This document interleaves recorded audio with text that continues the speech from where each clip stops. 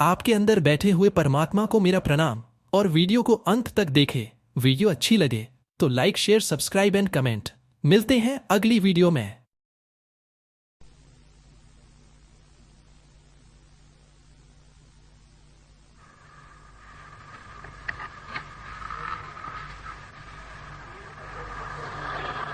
जो ठीक है और सच है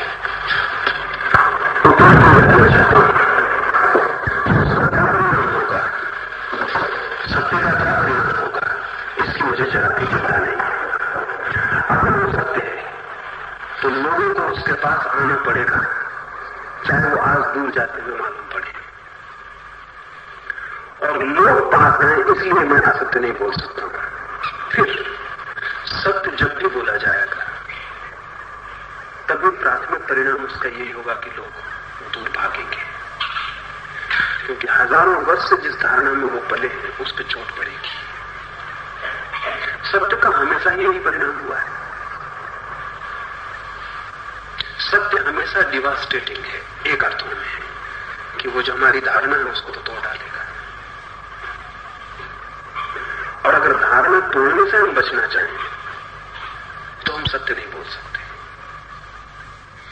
जान के मैं किसी को चोट नहीं पहुंचाना चाह रहा हूं, डेलिब्रेटली मैं किसी को चोट नहीं पहुंचाना चाहता हूं, लेकिन सत्य जितनी चोट पहुंचाता है उसमें मैं असमर्थ हूं, उतनी चोट पहुंचेगी, उसको बचा भी नहीं सकता। फिर मैं कोई राजनीतिक नेता नहीं हूं कि मैं इसकी फिक्र करूं कि लोग मेरे पास आए, कि मैं इसकी फिक्र करूं कि पब्लिक ओपिनियन क्या है। मैं इस चिंता में हूं कि लोक मानस सत्य के निकट पहुंचना चाहिए।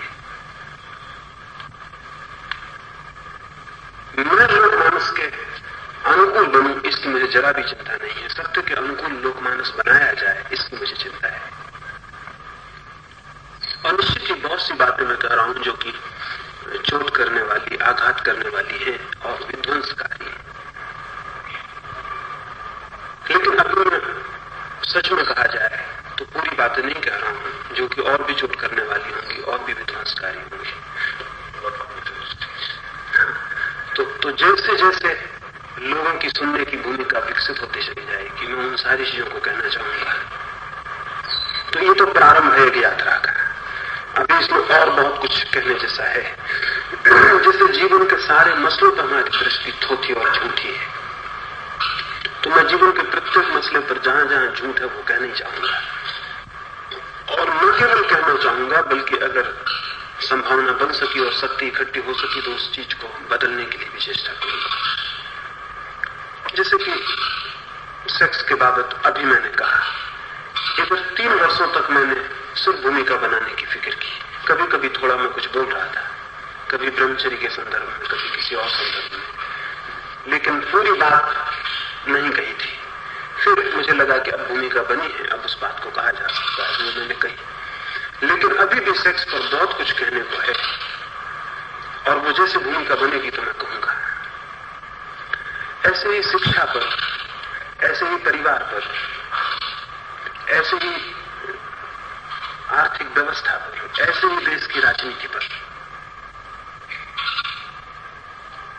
मुझे लगता है ऐसा है कि हिंदुस्तान में कोई 3000 वर्षों से जो लोग हुए विचारक, उनमें से कोई भी चोट करने के लिए हिम्मत नहीं जुटा पाया। तो उसने ज्यादा फिक्र यह की कि वो पुराने ढांचे में ही, पुराने शब्दों का ही उपयोग करके, पुरानी मान्यता को ही स्वीकार करके थोड़ा बहुत हेर फेर कर सके तो करे, लेकिन सीधी चोट करने की हिम्मत नहीं जुटाई जा सकी।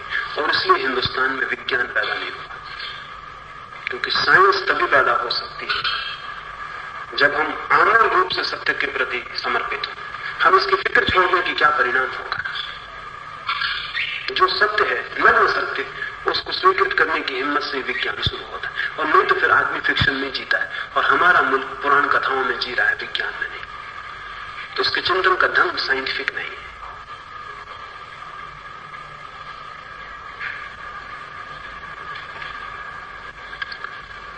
और हिंदुस्तान की जो तकलीफ है कि हम सब व्यक्तियों से बंधे हुए हैं। कोई महावीर से बंधा हुआ है, कोई कृष्ण से बंधा हुआ है, कोई अभी गांधी से बन गया है। और जो लोग भी व्यक्तियों से बन जाते हैं उनका सत्य के प्रति यात्रा बंद हो जाती है, क्योंकि फिर वो सदा ये सोचते हैं कि इसने जो कहा है वही सत्य है, उससे अन्यथा सत्य नहीं हो सकता। तो अभी तो मैं सिद्धांतों पर चोट कर रहा हूं जो उतनी खतरनाक नहीं है। आने वाले दिनों में मैं व्यक्तियों पर भी चोट करूंगा जो कि ज्यादा खतरनाक और डिवास्टेटिंग मालूम होगी, क्योंकि अगर मैं अहिंसा के संबंध में कुछ बात करता हूं उतनी चोट नहीं पहुंचाती। अगर मैं कहूं कि महावीर ये गलत कहते हैं तो वो चोट और ज्यादा पहुंचने वाली, क्योंकि व्यक्तियों से हमारे मोह ज्यादा है।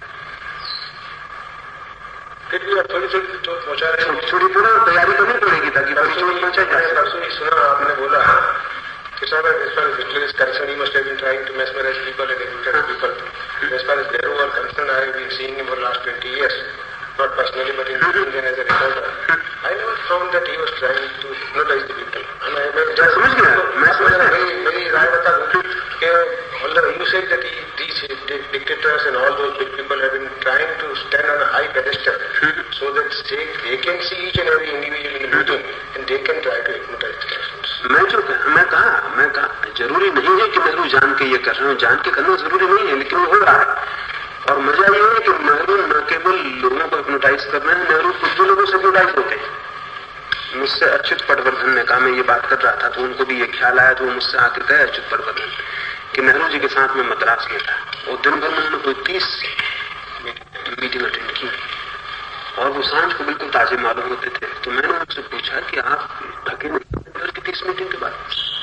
तो उन्होंने कहा एक मीटिंग में बोलने के बाद मुझे वही असर होता है जो एक विस्की के पैक से मुझे असर होता है। तो न केवल लोगों को हिप्नोटाइज कर रहे हैं वो, बल्कि इतनी आंखें उनको भी ऑटो हिप्नोटाइज कर रही है और उनको भी सुख मिल रहा है इस बात से। लाख आदमी, 10 लाख आदमी अगर एक आदमी को आधा घंटे तक देख रहे हैं तो लोग तो हिप्नोटाइज हो रहे हैं, उसे ठीक है, वो आदमी भी ऑटो हिप्नोटाइज हो रहा है और उसको जो रस आ रहा है इतनी आंखों से, जो इतनी आंखों के केंद्रित बन जाने से वो खुद हिप्नोटाइज हो रहा है। विस्की का असर हो सकता है, नेहरू ने गलत नहीं कहा। तो ये जो मैं व्यक्तियों पर चोट करने की तैयारी करूंगा, क्योंकि जब तक उन पर चोट नहीं की जा सकती उसमें उनका चिंतन पैदा नहीं किया जा सकता। तो इसमें गैर समझ क्या होती है? For example I misunderstood you, Pandit ji कतई नहीं कंपेयर कर रहा हूँ, उसी को क्या होती है, हो जाए हम आपको एक प्रश्न पूछते हैं तो आप उसको डायलेट करता है, समझा दीजिए जो प्रवचन क्या होता है 1 घंटा होता है आपके पास, उसमें पर्टिकुलर सब्जेक्ट बोल ली।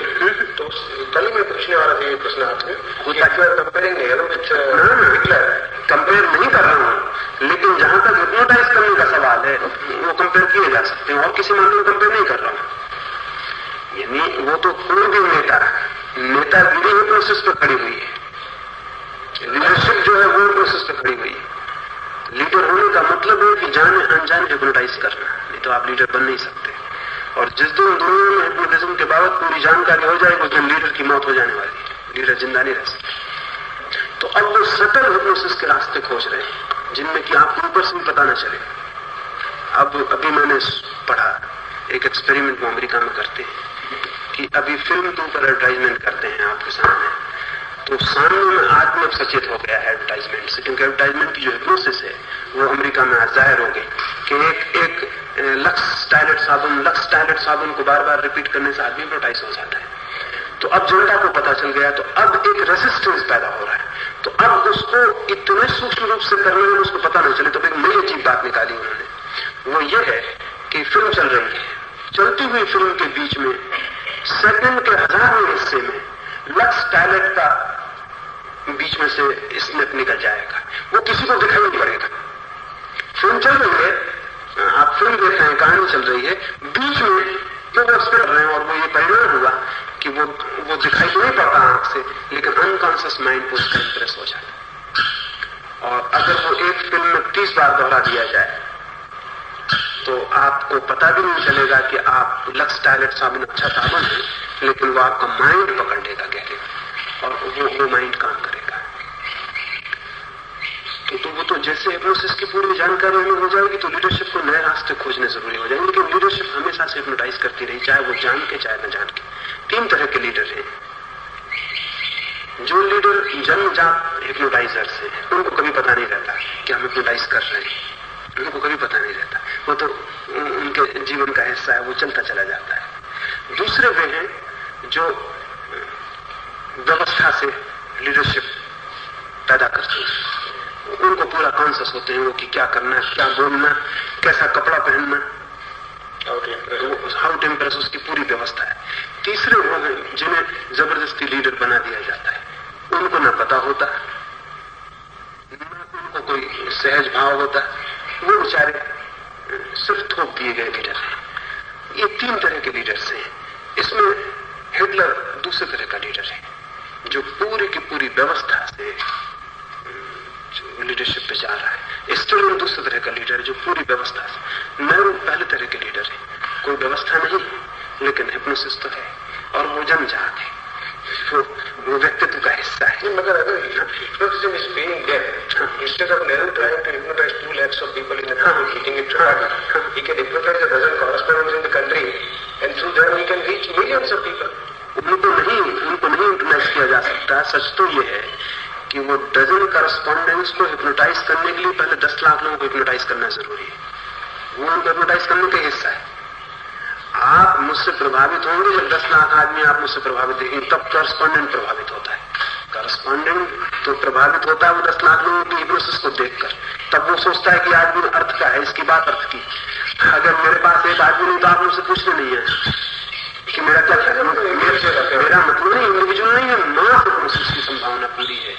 और इंडिविजुअल हिप्नोटाइज करने में देर लगती है, मास हिप्नोसिस बहुत आसान है।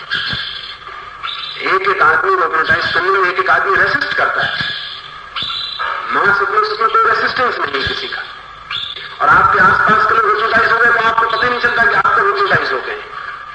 तो एक इंडिविजुअल को हिप्नोटाइज करना कठिन, क्राउड को हिप्नोटाइज करना हमेशा आसान है, क्योंकि क्राउड के पास रेसिस्टेंस नहीं रह जाता। इसलिए जितने लीडर हैं वो सब क्राउड लीडर हैं। पर्सनल रिलेशनशिप में हिप्नोटाइज करना कठिन बात है, क्योंकि आप पूरे वक्त रेसिस्ट। मैं इसको जान के हैरान हो रहा हूं, अगर मैं आपसे बात कर रहा हूं और आपने प्रश्न पूछा है तो उस प्रश्न के उत्तर में आपको प्रभावित करना ज्यादा कठिन है। शरद बाबू बैठे सुन रहे हैं, न उन्होंने प्रश्न पूछा, वो सिर्फ सुन रहे हैं, तो उनको प्रभावित करना ज्यादा आसान, क्योंकि उनका कोई रेसिस्टेंस नहीं होता है।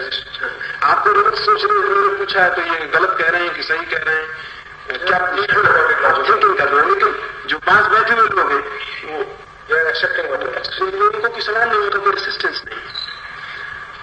तो भीड़ हमेशा जल्दी हिप्नोटाइज होती है, और भीड़ को हिप्नोटाइज देख के जो आदमी उसमें आता है, इंडिविजुअल, वो हिप्नोटाइज होता है।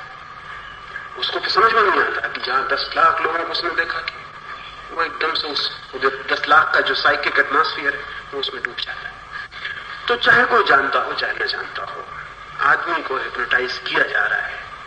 और अगर हम मनुष्य को आध्यात्मिक रूप से सबल बनाना चाहते हैं तो उसे सचेत करना जरूरी है कि वो हिप्नोटाइज न हो।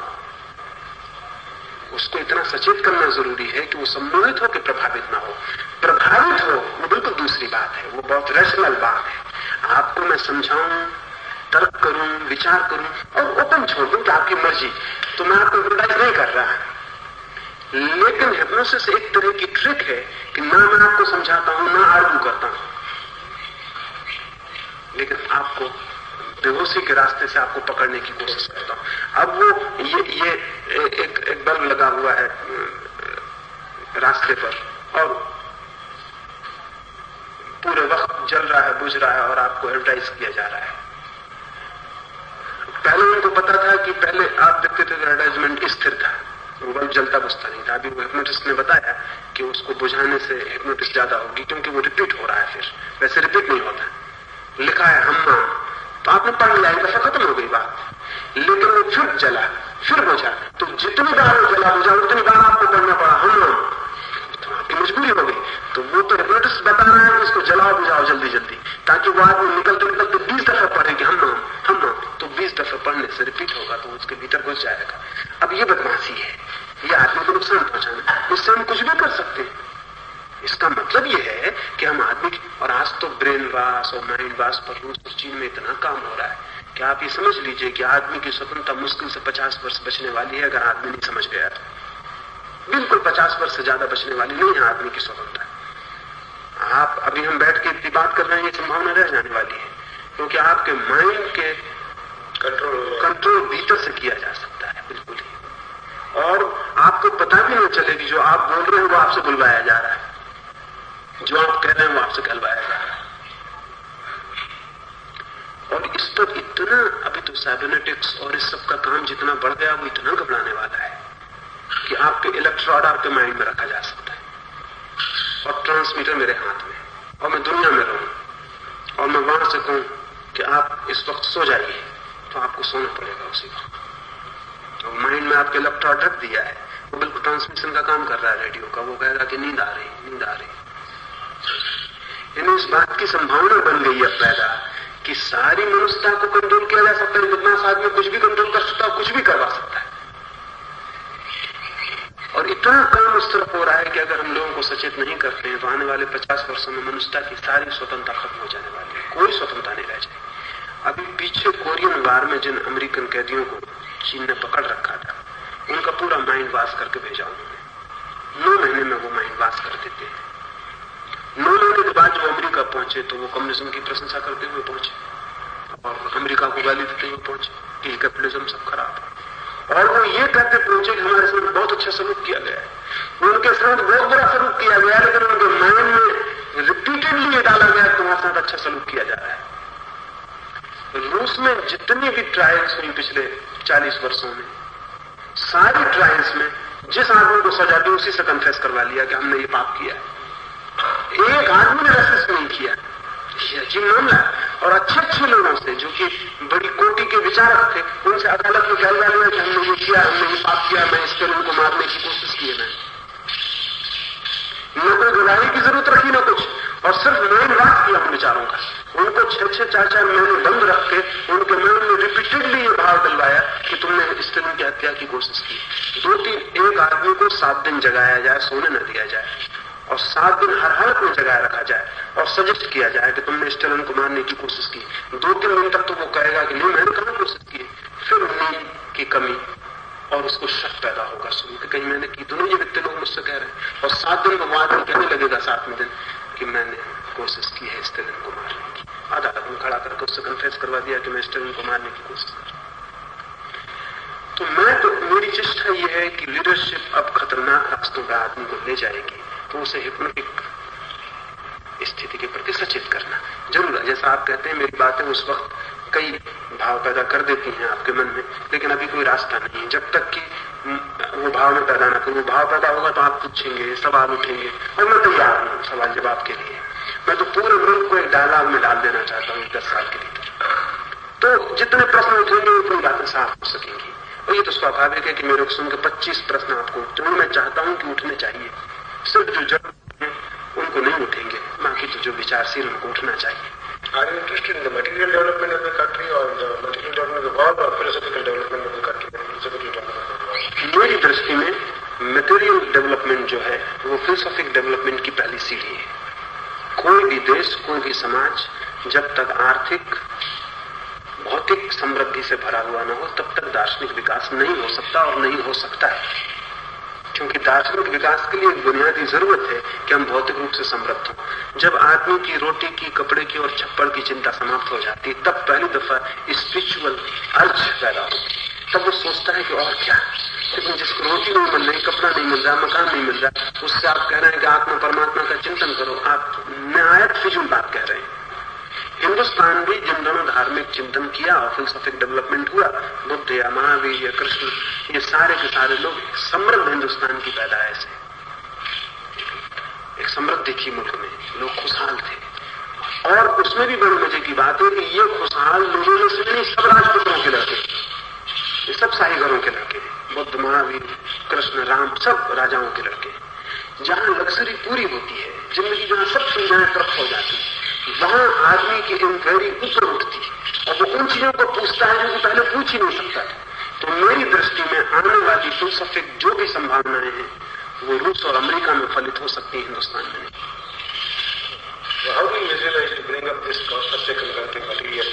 तो मेरी दृष्टि में जैसा अब तक समझा जाता रहा है कि रिलीजियस या फिलोसॉफिक या स्पिरिचुअल डेवलपमेंट और मटेरियल डेवलपमेंट विरोधी बातें हैं, ऐसा मैं नहीं मानता।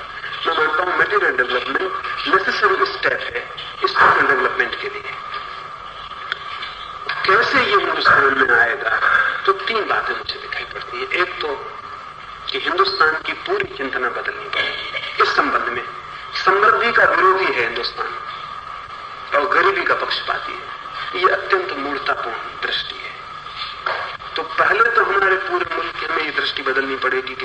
समृद्धि कोई अशुभ बात नहीं है, बल्कि समृद्ध होंगे तो ही हम धार्मिक हो सकेंगे। अभी क्या हमारे मन में रहा है कि धार्मिक होने के लिए दरिद्र होना जरूरी है। ये बिल्कुल ही पागलपन की बात है। तो एक तो हमें इस मुल्क के विचार से ये बात निकाल देनी है कि गरीबी कोई पूजा की चीज है, या गरीब होना कोई बहुत अच्छी बात है कि एक आदमी लंगोटी लगा के खड़ा हो जाता है तो कोई बहुत महान कार्य कर रहा है। तो अभी एक फिलोसफी ऑफ पॉवर्टी, हमारे दरिद्रता का दर्शन हमारे चित्त में बैठा रहा है। कम से कम में जियो, कम से कम आवश्यकता, छोटा से छोटा मकान हुआ, दाल रोटी खा ली और अपना एक चादर ओढ़ लिया और गुजार दिया। जितनी कम जरूरत उतनी कम जरूरत। कम जरूरत जिन लोगों के ख्याल में बहुत महत्वपूर्ण है वो देश को दरिद्र बना देंगे। तो मैं कहता हूं जरूरत बढ़नी चाहिए। जरूरत इतनी बढ़ाओ कि तुम्हें जरूरत बढ़ाने की वजह से नए नए मार्ग खोजने पड़े उनको पूरा करने के लिए, नई दिशाएं खोजनी पड़े, तो समृद्धि की तरफ गति शुरू होती है। तो पहले तो एक समृद्धि का दर्शन, वो दरिद्रता का दर्शन हटाने की जरूरत है। मेंटली इसकी तैयारी, हाँ, पहले तो मेंटली तैयार करना पड़े तब मटेरियली तैयार होती है। दूसरी बात, पहले तो मेंटली तैयारी बहुत जरूरी है। अभी तो माइंड से हम गरीब हैं और गरीब रहने को हम तत्पर हैं। बल्कि सच ही है कि जो अमीर हैं जिनसे हम भीख मांग रहे हैं उनको हम गाली दे रहे हैं कि वो लोग अमीर हैं तो भौतिकवादी है, मटेरियलिस्ट। बड़े मजे की बात है कि अमेरिका से हम भीख मांग के जी रहे हैं और अमेरिका को गाली दिए जा रहे हैं, तुम भौतिकवादी हो, तुम मटेरियलिस्ट हो, तुम फला हो। हम आध्यात्मिक, और तुम्हारा अध्यात्म ये कि तुम्हें भौतिकवादी से भीख मांगनी पड़ रही है। तो पहले तो हमारे मन में ये साफ हो जानी चाहिए कि समृद्धि लक्ष्य है। एक एक व्यक्ति के मस्तिष्क में, आने वाली पीढ़ी और विद्यार्थियों के मन में समृद्धि का विचार गहराई से डालने की जरूरत है, ताकि हजारों साल की दरिद्रता का पागलपन खत्म हो जाए। दूसरी बात, कोई भी मुल्क तभी समृद्ध हो सकता है जब टेक्नोलॉजी में विकसित हो, और हमारा मुल्क टेक्नोलॉजी में विकसित नहीं रहा, बल्कि हम टेक्नोलॉजी के दुश्मन रहे अब तक। और गांधी ने और मुसीबत खड़ी कर दी अभी पीछे, वो भी टेक्नोलॉजी के दुश्मन, वो विनोबा भी टेक्नोलॉजी के दुश्मन। तो इस मुल्क में टेक्नोलॉजी के खिलाफ एक हवा रही है, वो ये कि अगर पैदल चलने से चल सके तो कार में जाने की क्या जरूरत, कार की जरूरत क्या, हवाई जहाज की जरूरत क्या, बड़ी मशीन की जरूरत क्या, चरखे से काम चला लो, तकली काट लो। अब तकली, अगर हम तकली और चरखा काटेंगे तो हम कभी समृद्ध नहीं हो सकते, क्योंकि समृद्धि मूलतः 90% टेक्नोलॉजी का फल है। जो संपत्ति पैदा होती है वो सोने से 90% टेक्नोलॉजी, टेक्निक का फल है। तो हिंदुस्तान के माइंड को टेक्नोलॉजिकल बनाने की जरूरत है। ये बेवकूफी, खादी की, चरखे की, तकले की आग लगा देने की जरूरत है पूरे मुल्क में। ये ग्रामोद्योग और ये बकवास बंद करने की जरूरत है। बड़ा उद्योग, केंद्रित उद्योग, ये विकेंद्रीकरण की बात घातक है कि डिसेंट्रलाइज करो, क्योंकि जितना डिसेंट्रलाइज होगी इकोनॉमी उतनी ही गरीब होगी। जितनी सेंट्रलाइज आचार्य जी के how are you going to industrialize the country? You know foreign exchange, you know foreign. उसकी मैं बात आपसे करता हूँ।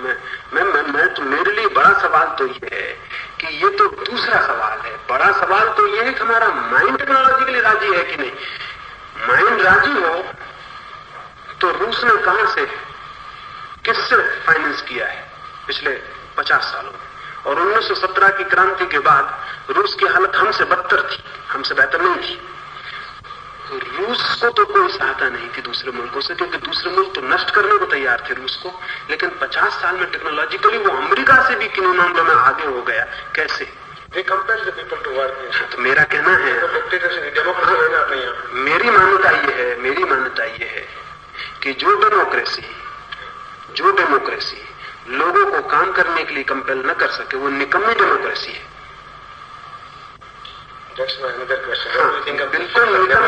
बिल्कुल निकम्मी डेमोक्रेसी है। असल में हम शब्दों से इतने ज्यादा परेशान हैं। ये मामला कुछ ऐसा हो गया है कि डेमोक्रेसी अगर ठीक से समझी जाए तो वो भी एक समृद्ध समाज की जीवन व्यवस्था है।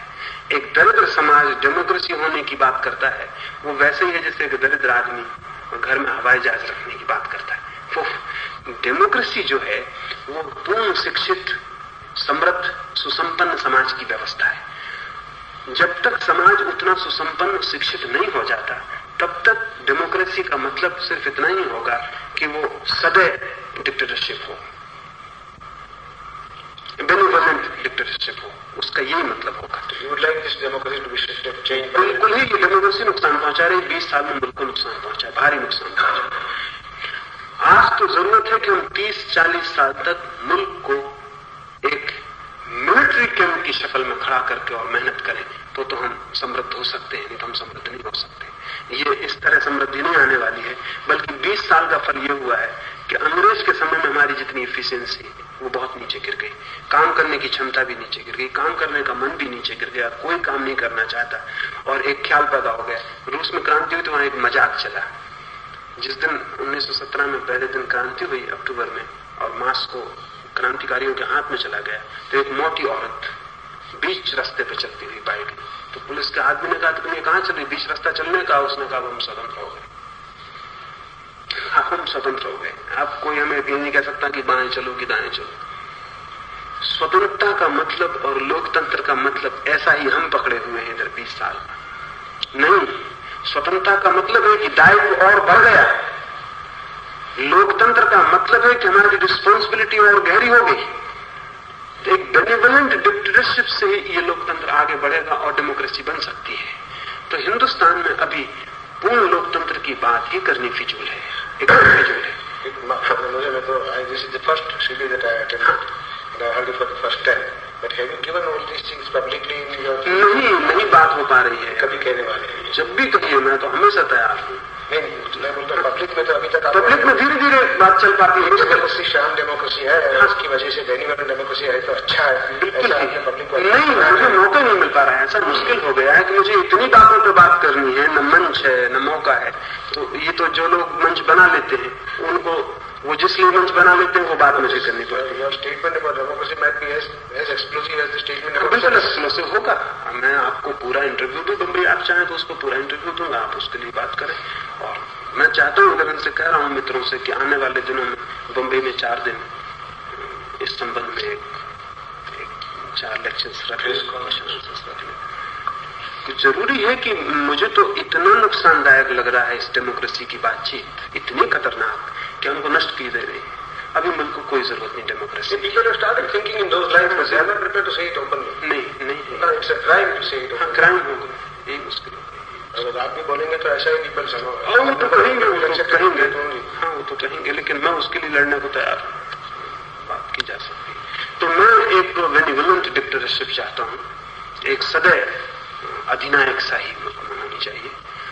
और टेक्नोलॉजी पर हमें फोर्स करना पड़ेगा, क्योंकि मुल्क का इनर्सिया 5000 साल पुराना, आप बिना फोर्स की कुछ कर नहीं सकते यहाँ।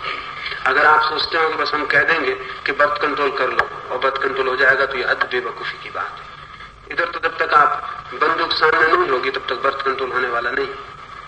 आपने कह दिया कि बस टेक्नोलॉजी, तो वो जो चरखा चलाने वाला आदमी है वो एकदम से ऑटोमेटिक मशीन पर पहुंच नहीं सकता, उसका माइंड कैसे पहुंच जाएगा? उसको पहुंचाना पड़ेगा और फोर्स करना पड़ेगा।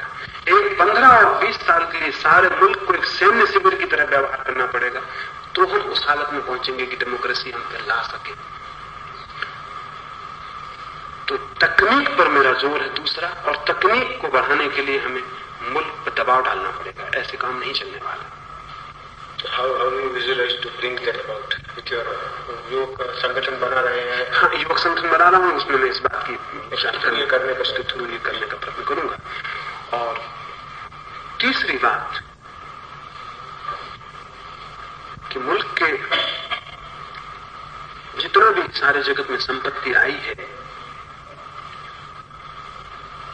वो संपत्ति जैसा लोग सोचते हैं कि कहीं रखी हुई नहीं है, संपत्ति कहीं रखी हुई नहीं है, वो तो क्रिएशन है। Capital is to be created, कहीं है नहीं कि हम गए और हमने उसको उठा के कब्जा कर लिया, वो तो क्रिएशन है। तो उसके क्रिएशन करने के लिए मुल्क की जिंदगी की सारी जीवनचर्या हमें बदलनी पड़ेगी। ये जीवनचर्या उसको क्रिएट करने वाली नहीं है। ये जो हमारा ढंग है अभी उठने बैठने चलने सोने का, ये उससे वो पैदा होने वाली नहीं है। हमें पूरी की पूरी जीवनचर्या मुल्क के बदलने के लिए, तो इस खासकर हॉस्टल्स और विद्यार्थियों में मैं काम करना चाहता हूं, इसीलिए कि मैं उनको इस योग बना सकूं कि वो ये समझें कि कितनी देर में हम कितना पैदा कर सकते हैं और कैसे कर सकते हैं, कितने सहयोग से कर सकते हैं, कितने लोगों की जरूरत पड़ेगी, कितनी मशीन की जरूरत पड़ेगी, और हम कितने कम समय में कितना ज्यादा पैदा कर सकें। एक ही ध्यान रखना है कि कम शक्ति में, कम समय में, कम श्रम से अधिकतम कैसे पैदा किया जा सकता है। जी, एक तरह का कम्युनिज्म तो मुल्क में लाना ही पड़ेगा। हाँ, कम्युनिस्ट, हाँ बिल्कुल ठीक है, कम्युनिस्ट की जरूरत पड़ेगी। मैं इसके बाबत विचार करता हूँ निरंतर की जरा एक हवा पैदा हो तो मैं कुछ ग्रुप पूरे मुल्क में छोटे छोटे कम्यून बनाऊं जिनकी सोशल लिविंग हो, एक छोटा सा गांव हो जिसका उनका पूरा का पूरा सोशल लिविंग हो। बच्चे भी सामूहिक रूप से पाले जाएं, सामूहिक रूप से शिक्षित हों, सारे लोग सामूहिक रूप से फार्मों पर काम करें और टेक्नोलॉजी पर ज्यादा से ज्यादा जोर दें और आदमी के श्रम को कम से कम उपयोग में लाएं। जितना आदमी का श्रम बचता है उतना श्रम इंटेलेक्ट में ट्रांसफॉर्म होता है। मेरी अपनी समझ ये है, इस मुल्क में इंटेलेक्ट विकसित नहीं हो सकी क्योंकि हम आदमी को सारा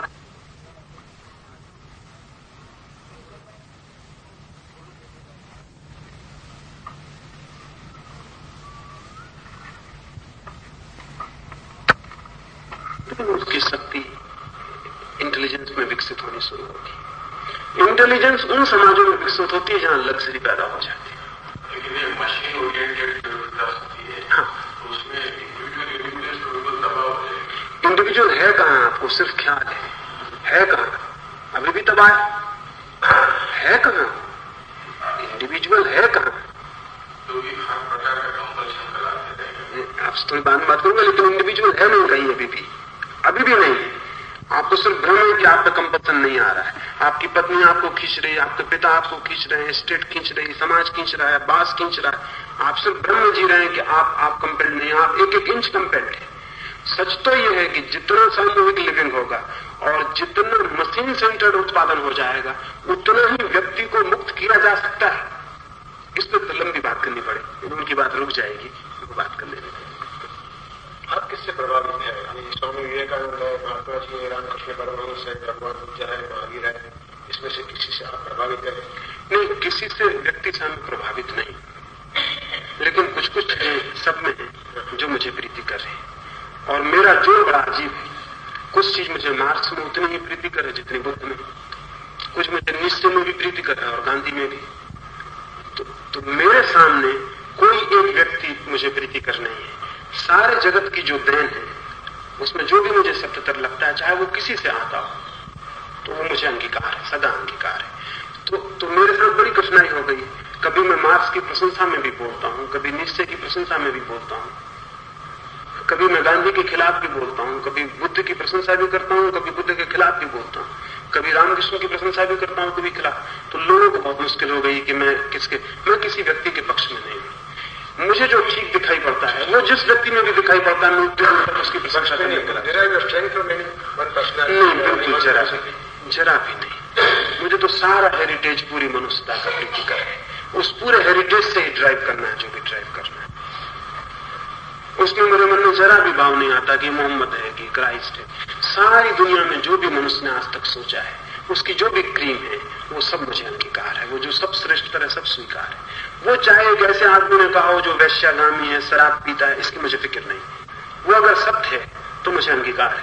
और चाहे वो एक ऐसे आदमी ने कहा हो जो शराब नहीं पीता, ब्रह्मचारी है और दिन रात भजन कीर्तन करता है, लेकिन बेवकूफी की बात कही तो वो बेवकूफी की बात है। उसमें मैं फर्क नहीं करता। तो सारी मनुष्यता का जो आज तक का अनुभव है, उस सारे अनुभव से मुझे प्रेम है और उस अनुभव में जो भी श्रेष्ठ है उसे मैं हमेशा स्वीकार करता हूं। लेकिन मेरे मन में व्यक्ति की किसी व्यक्ति की कोई स्थान नहीं है। करेंगे अपन मुल्क को, when we are short of so many things, अपने पास फॉरेन एक्सचेंज नहीं है, इंपोर्ट्स नहीं है, रॉ मटेरियल नहीं है, तो अगर आप चरखा दे दिया एक आदमी को तो 4 रोज कमा लेंगे कम से कम for the time being till we can industrial hold कर। How do you visualise to industrial? असल बात ये है जो मैंने तीन बातें कही, जब तक वे नहीं हो जाती हैं, आपको फॉरेन कैपिटल मिल जाए तो भी आप इंडस्ट्रियलाइज कर नहीं पाएंगे मुल्क को। माइंड का मेकअप हमारा इंडस्ट्रियल नहीं है। वो क्रांति नहीं हो सकी यहां जो औद्योगिक क्रांति पश्चिम में हुई। उस क्रांति के पहले जो रेनेसां का युग बीता उसने सारे माइंड को बदल दिया यूरोप के। वैसा कोई रेनेसां भारत में कभी हुआ नहीं। हमारा माइंड तो वही फावड़ा पृथ्वी वाला है माइंड, और हमें बड़ी इंडस्ट्री आप खड़ी कर दो, वो हमसे चलने वाली नहीं है, वो हमसे चलने वाली नहीं है। कैपिटल वेपिटल का सवाल नहीं है कभी भी। मेरे लिए सारा सवाल माइंड का है। एक बार माइंड तैयार हो तो जिन मुल्कों में, यूरोप में इंडस्ट्री बनी, वो कहां से फॉरेन कैपिटल ले आए थे? आज से 150 साल पहले वहां कहां की इंडस्ट्री थी? हम समझ लो कि उसी हालत में। मैं ये पूछता हूं कि यूरोप में 150 साल पहले कहां से कैपिटल आई, कहां से इंडस्ट्री आई, कहां से टेक्नीशियंस आए? कहीं से भी नहीं आए। वो तो मैंने पैदा करती भी नहीं थी। Population problem was not there. ये सवाल नहीं है। अगर पॉपुलेशन प्रॉब्लम उनके सामने बड़ा होता तो इंडस्ट्री और बड़ी आती। माइंड का सवाल है। आपके सामने पॉपुलेशन प्रॉब्लम आज है, 50 साल पहले तो नहीं था। आपने तब इंडस्ट्री क्यों पैदा नहीं कर ली? गुलाम था। वो गुलाम भी आप क्यों थे? ये सारे मामले तो इंटरकनेक्टेड है ना। आप गुलाम भी क्यों थे? गुलाम भी आप इसीलिए हुए कि टेक्निकली आप कभी विकसित नहीं हुए, इसलिए जब भी टेक्निकली ज्यादा विकसित कौम आपके मुकाबले आ गई, आपको हार जाना पड़ा। आप हैरान होंगे पिछले 1000 साल का इतिहास देखकर कि जब भी आप हारे तो जिससे आप हारे वो कौम आपसे ज्यादा ताकतवर नहीं थी, सिर्फ टेक्निकली ज्यादा ताकतवर थी। पहली दफा मुसलमान हिंदुस्तान में आए तो हिंदुस्तान का राजा हाथी पर लड़ने गया, वो टेक्निकली बेवकूफ था। घोड़े पर लड़ने वाले से हार जाएगा, घोड़े पर लड़ने वाला टेक्निकली होशियार, क्योंकि घोड़ा ज्यादा तेज जानवर है, जल्दी से बचता है, भागता है। हाथी बिल्कुल बेहुदा जानवर है, उस पर आप सवारी निकालिए किसी महाराज की तो ठीक है, लेकिन वो युद्ध के मैदान का जानवर थोड़ी है हाथी। तो आप हाथी से लड़ने गए, टेक्निकली गलत थी ये बात। घोड़े पर लड़ने वाला जीत गया। जो आए थे लड़ने वो आपसे कमजोर कौमें थी, आपसे ज्यादा ताकतवर कौमें नहीं थी। न उनकी संख्या ज्यादा थी, न कुछ था, न उनके पास रोटी थी खाने को, न कुछ और था। सिर्फ टेक्निकली वो आपसे ज्यादा इंप्रूव्ड साधन लेके आए थे, वो आगे घोड़ा लेके। इसके बाद जब भी आप हारे तो आप बंदूक से लड़ते थे, दूसरा तोप लेके आ गए। अंग्रेज से हारने का कुल कारण इतना था कि आपके पास बंदूकें थी, अंग्रेज के पास तोपें थी। टेक्निकली वो आपसे ज्यादा होशियार। अंग्रेज की ताकत कितनी थी हिंदुस्तान में जीत जाने की? हिंदुस्तान में उतने दूर देश से आके कौम खड़ी हो जाए, थोड़े से लोगों को लाके और जीत जाए। और हमारा नेता बेवकूफी की बातें समझाता है कि चूंकि हम में भेदभाव था फलाना, ये सब कई बिल्कुल कनिंगनेस की बातें, ये असली बातें नहीं है। असली बात इतनी कि आप हमेशा टेक्निकली पीछे थे। जब भी आपसे दुश्मन आया सामने, वो टेक्निकली ज्यादा बड़ा साधन लेके आया था, आप ठप हो गए। अभी आज भी आप पर चीन आ जाएगा तो आप हारने वाले हैं, ये मैं कह देता हूं, क्योंकि टेक्निकली आप चीन से पीछे हैं हमेशा। आप जीत नहीं सकते चीन से। और आप ये पक्का मानिए कि 10 साल में पाकिस्तान से भी आप टेक्निकली पीछे हो जाने वाले, क्योंकि आपका पूरा माइंड ही नॉन टेक्निकल है। इसमें बड़ा मजा ये है, मैं 10 साल और अभी आप बड़े खुश हो लिए, थोड़ा सा जीत हो गई। एक 10 साल के भीतर आप पाकिस्तान से भी जीतने में समर्थ नहीं रह जाएंगे, क्योंकि टेक्निकली वो आगे निकलता जा रहा है। वो अणु भट्टियां खड़ी कर रहा है, वो सब कर रहा है। और यहाँ के बेवकूफ विचार करते हैं कि अणु बनाना कि नहीं बनाना। यही बेवकूफी 1000 साल तक गुलाम रखी है आपको, क्योंकि वो बंदूक वाला सोचता था कि तोप बनाने की नहीं बनानी, दूसरा तोप बना के आ गया छाती पर। उसने नहीं पूछा कि बनाने की नहीं बनानी। अब आप अणु बनाओ कि नहीं बनाओ, कि महावीर स्वामी क्या कहते हैं, बुद्ध भगवान क्या कहते हैं, महात्मा गांधी क्या कहते हैं, अणु बनाना कि नहीं बनाना, अहिंसा की फिलसफी क्या कहते हैं। तुम ये सोचना 10 साल में पाकिस्तान अणु बना लेगा। बिल्कुल ही positively technology for technology. Atom bomb का सवाल नहीं है। टेक्नोलॉजिकली हमें श्रेष्ठतम होना चाहिए, हर दिशा में टेक्नोलॉजिकल श्रेष्ठतम होना चाहिए। अणुबम टेक्नोलॉजी का श्रेष्ठतम हिस्सा है, वो हमें बनाना चाहिए। जरूरी है कि हम लड़ने जाएं, लेकिन आणविक एटॉमिक एनर्जी की टेक्नोलॉजी हमें जान लेनी चाहिए, खड़ी कर लेनी चाहिए, क्योंकि बच्चों के लिए सवाल कल खड़ा हो सकता है। आई एम फॉर टेक्नोलॉजी, इसमें अणुबम का सवाल नहीं, सारी चीजों का सवाल। अब दुनिया में एलोपैथी विकसित हो रही है, यहाँ के बेवकूफ आयुर्वेदिक की बातें करे चले जाते हैं और उनको गवर्नमेंट सहायता दे रही है। टेक्नोलॉजिकली हर जगह हम बेवकूफी की बातें करते हैं। एक 2000 साल में मेडिकल साइंस कहां से कहां पहुंच गई, वो उधर जड़ी बूटियों की बातें कर रहे हैं और गवर्नमेंट दान देगी और औषधालय बनवाओ और ये करो और आयुर्वेद हमारा तुम्हारा सवाल नहीं, टेक्नोलॉजिकली कौन आगे। तो हर चीज में ये देखना है कि कौन आगे। और जब हम सारे जीवन में टेक्नोलॉजी का ध्यान लेके चलेंगे तो मैं आपको कहता हूं कि 50 साल में हिंदुस्तान बिना किसी से सहायता लिए खड़ा हो सकता है, लेकिन माइंड का मेकअप हमें मुश्किल लग रहा है। माइंड का मेकअप मुश्किल लग रहा है। इसलिए मुझे How are you going to approach the public with all your controversial stands on this particular issue? How are you going to convince the public? मैं तो जो कह रहा हूं वो कहूंगा, अगर उसमें कोई सच्चाई है तो कन्विंस हो जाएंगे। कन्विंस करने की मुझे उतनी फिक्र नहीं है। तो ये कहता हूं कि मैं कहता हूं कि टेक्नोलॉजिकली जो मुल्क भी पीछे है वो मुल्क गुलाम होने की तैयारी कर रहा है, वो बच नहीं सकता। इसमें कन्विंस करने की दिक्कत है। I wanted to, I mean, you have to be absolutely clear. You are not going to be dishonest about what you are saying. नहीं, जरा भी नहीं। But are you going to be practical at all or not?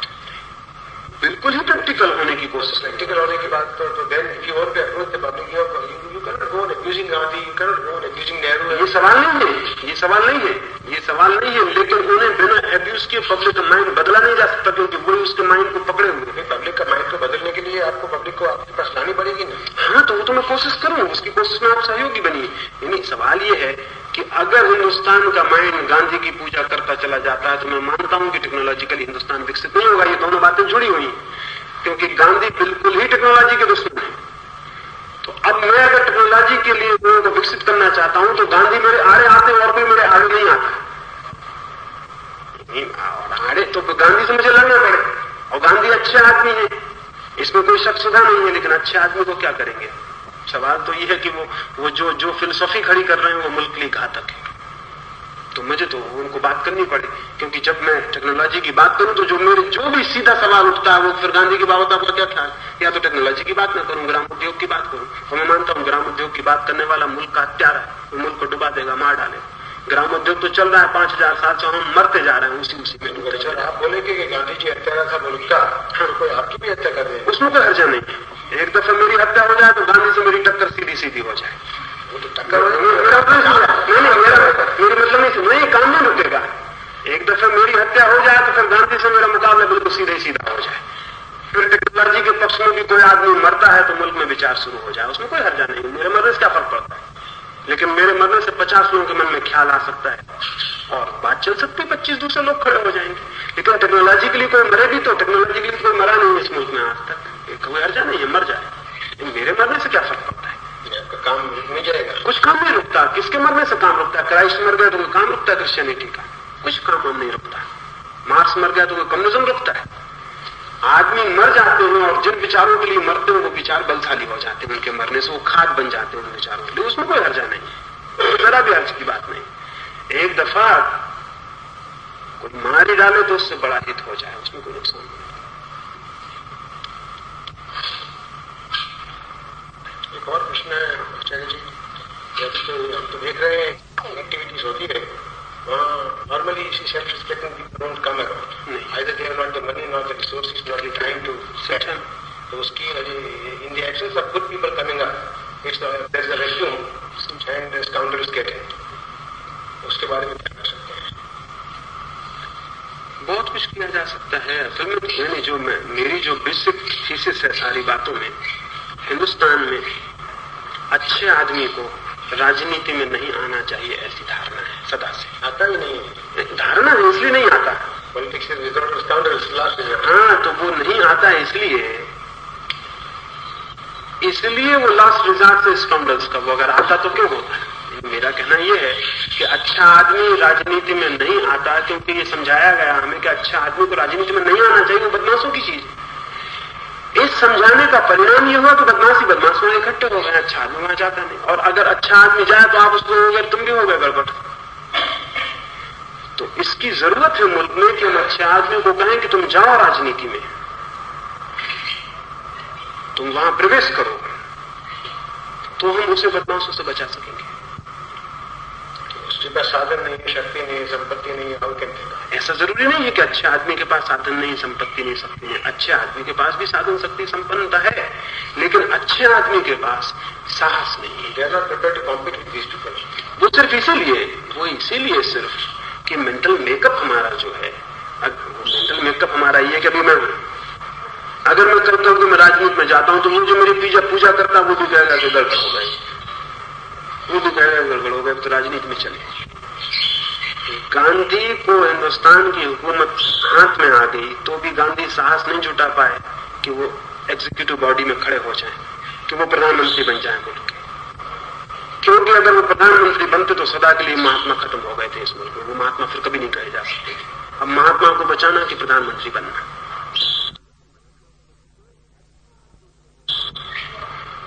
एक अच्छा आदमी थे गांधी मेरी दृष्टि में, आदमी के लिहाज से एकदम अच्छे आदमी थे। उनकी अच्छाई में कोई इंच भर कमी नहीं है, उनके समझ में कितनी गलतियां उनकी बुद्धि चाहे कितनी ही साधारण हो, लेकिन आदमी बहुत अद्भुत थे और अच्छे आदमी थे। लेकिन वो गड़बड़ हो गई बात। अगर गांधी वहां हुकूमत में बैठते तो दो परिणाम होते। एक तो गांधी की अच्छाई का परिणाम होता और अच्छे लोग पूरे मुल्क के आकर्षित होते और राजनीति की तरफ जाते, क्योंकि जब गांधी जा सकते हैं तो भय टूट जाता, खत्म हो जाती बात। दूसरा ये होता कि गांधी को एक मौका मिलता कि वो जो बातें कह रहे थे उनको प्रयोग करके दिखलाते। या तो वो प्रयोग कर लेते तो मुल्क बदल जाता, और या वो असफल हो जाते तो हमारी गांधी से झंझट छूट जाती, दोनों से कुछ भी फल हो जाता। तो होशियारी हो गई, गांधी वहां से बच गए जाने से, उन्होंने अपना महात्मापन बचा लिया और राजनीति में वो नहीं गए। अच्छा दिया, फिर भी नेहरू को तो सब दे दिया, और was not equally good too. जरा भी नहीं। नेहरू और गांधी में जमीन आसमान के फर्क है। नेहरू और गांधी में जमीन आसमान के फर्क है। नेहरू पॉलिटिशियन, गांधी पॉलिटिशियन नहीं है, और यही फर्क बुनियादी। गांधी पॉलिटिशियन नहीं है, राजनीतिक बिल्कुल नहीं है। वो एक सीधे सच्चे आदमी है, उनको सच्चाई ज्यादा मूल्यवान है बजाय राजनीति के। नेहरू तो पॉलिटिशियन है। तो नेहरू ने जो पॉलिटिक्स के खेल थे वो वहां सब शुरू कर दिए, सारे खेल शुरू हुए। जितने नेहरू के नीचे अच्छे आदमी थे जिनसे नेहरू को खतरा हो सकता था, उनको धीरे धीरे कांग्रेस के बाहर फेंकने के सब उपाय कर दिए, चाहे जयप्रकाश हो, चाहे कृपलानी हो, चाहे कोई हो। जिन लोगों से भी नेहरू को कंपटीशन का डर था उनको जड़ काट देंगे। पॉलिटिशियन हमेशा अपने से छोटे आदमी को पास रखना पसंद करता, अपने बराबर के आदमी को कभी पास नहीं करता, क्योंकि उससे कल खतरा है, कल वो जगह ले सकता है, छीन सकता है। तो चाहे राजगोपालाचारी हो, चाहे जयप्रकाश हो, चाहे कोई भी हो, धीरे धीरे एक आदमी की जड़ काट के सारे अच्छे आदमियों को, कीमती आदमियों को अलग कर दिया, और दो कौड़ी के आदमी धीरे धीरे उनकी जगह बिठा दिए, जो कि हमेशा जी हजूरी करे। मुल्क में बदमाशों को इकट्ठा करने का काम नेहरू के ऊपर।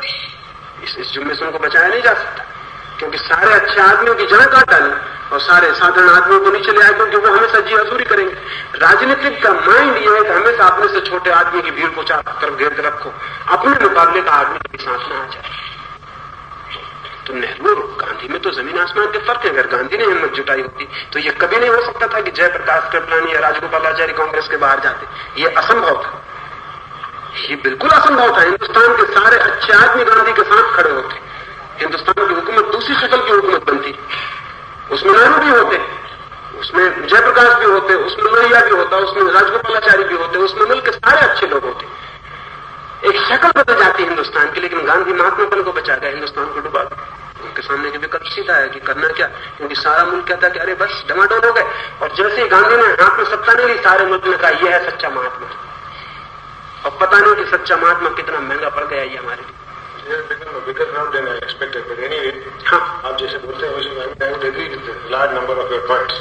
What Nehru did was to exterminate some of the people. For example, he tried to see that Subhas was forgotten. For example, he tried to हाँ, बराबर कोशिश की नेहरू was forgotten. बराबर कोशिश की। And he tried to see people like Pratap Singh Tehran and others coming up. They were the people who were going to support. तो ऐसा गांधी जी ने भी ऐसा तो 2-5 आदमी रखा था कि who had no public life, no clean life, but even then they were supporting Gandhi ji and all his establishments and all that.